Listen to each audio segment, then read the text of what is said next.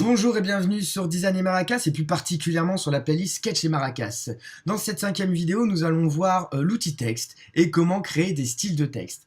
Chose qui, ça va ressembler du coup à ce qu'on a fait avec les styles graphiques, mais du coup pour le texte.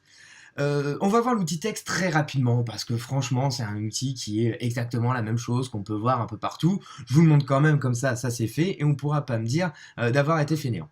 Donc l'outil texte, soit je viens dans outils, je sélectionne texte ou alors avec le raccourci T. Donc si je fais un clic, je ne détermine pas de zone de texte, je fais juste un clic et voilà. Donc j'ai déjà deux petits mots qui sont écrits.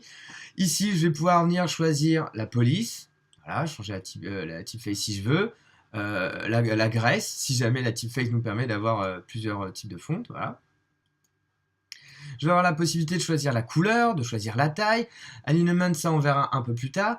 Dans les options, il n'y en a pas beaucoup. Il va y avoir souligné, double soulignement, barré. Dans les décorations, ça va être pour tout ce qui va être les listes. Savoir si j'ai une liste, si je mets des numéros ou des bullets.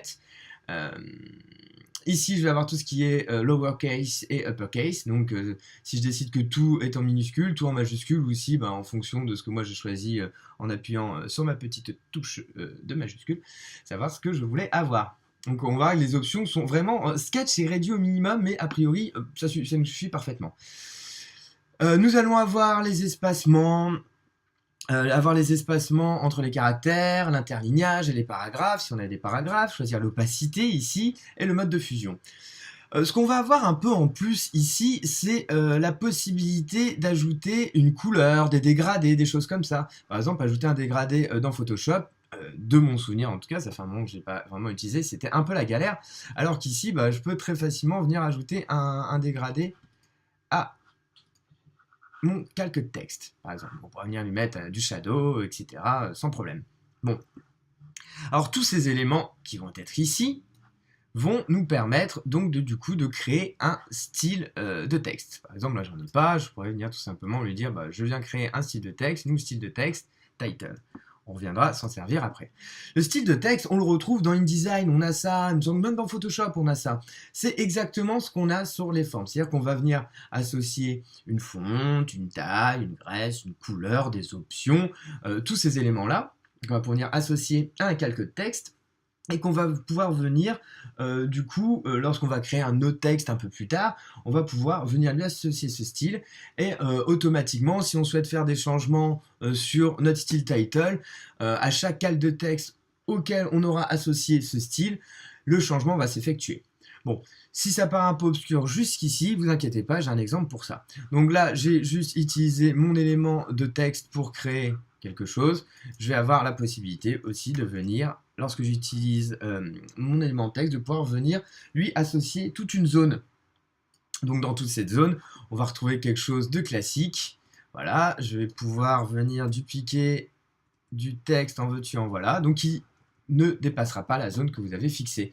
Et on retrouvera les options d'alignement classique, alignement sur la gauche, au centre, sur la droite, ou le texte justifié. Voilà. Bon, maintenant qu'on a vu l'outil texte, qu'on a rapidement vu comment créer un style de texte ici, je vais revenir sur mon exemple là. Donc j'ai deux pages qui sont exactement la même chose. On pourrait imaginer qu'on fasse de la mise en page d'un bouquin, d'un magazine, ce que vous voulez. Bon, c'est pas Sketch l'outil le plus pratique, mais bon, ça servira pour l'exemple. On a exactement la même chose si vous voulez en faire un site internet ou quoi que ce soit. Voilà. Donc par exemple, ici, j'ai trois types de texte. J'en ai un qui est titre-article, j'en ai un autre type de texte qui va être le chapeau, et un autre type de texte qui va correspondre le poste.